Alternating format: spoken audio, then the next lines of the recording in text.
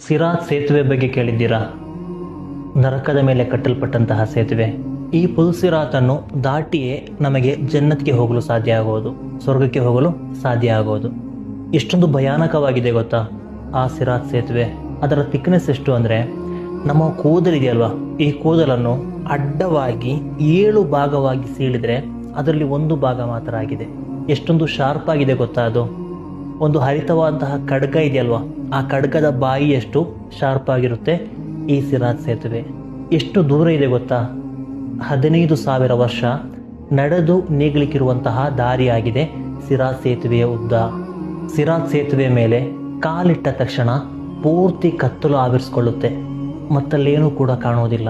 ಎತ್ತ ನೋಡಿದರೂ ಕೂಡ ಕಾರ್ಗತ್ತಲು ಮಾತ್ರ ಇರುತ್ತೆ.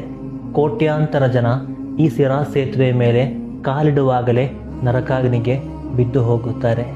ಈಗ ಹೇಳಿ, ನಮ್ಮಿಂದ ಆ ಸಿರಾತ್ ಸೇತುವೆ ಪಾರಾಗಲು ಸಾಧ್ಯ ಇದೆಯೇ? ಸಾಧ್ಯವಾಗಲಿಕ್ಕಾಗಿ ಉತ್ತಮವಾದಂತಹ ಒಂದು ಮಾರ್ಗವನ್ನು ನಾನು ಸೂಚಿಸುತ್ತೇನೆ. ನಮ್ಮ ಮಸ್ಜಿದ್ಗಳನ್ನು ನಾವು ಗೌರವಿಸಿದರೆ ಸಾಕು.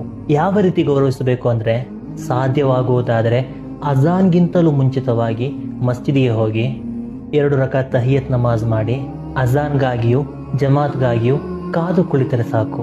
ಇಲ್ಲಿ ಅತಿ ದೊಡ್ಡ 2 ಸವಾಬುಗಳು ಸಿಗ್ತದೆ.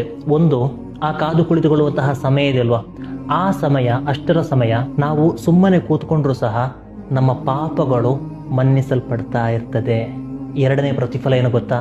ಈ ರೀತಿ ನಿರಂತರವಾಗಿ ನಾವು ಮಸ್ಜಿದನ್ನು ಗೌರವಿಸಿದರೆ ಆ ಮಸ್ಜಿದ್ ನಾಳೆ ಪರಲೋಕದಲ್ಲಿ ಈ ಪುಲ್ಸಿರಾತ್ನ ಬಳಿ, ಸಿರಾತ್ ಸೇತುವೆ ಬಳಿ ಬಂದು ಒಂದು ಹಡಗಿನ ರೂಪದಲ್ಲಿ ನಮ್ಮನ್ನು ಕೂರಿಸಿಕೊಂಡು ಆ ಸಿರಾತ್ ಸೇತುವೆಯನ್ನು ಪಾರು ಮಾಡಿ ಸ್ವರ್ಗಕ್ಕೆ ಕೊಂಡು ಹೋಗುತ್ತದೆ. ರಂಜಾನ್ ಮುಗಿಯಿತು ಎಂಬ ಮಾತ್ರಕ್ಕೆ ಮಸ್ಜಿದ್ನಿಂದ ದೂರ ಸರಿಯದಿರೋಣ.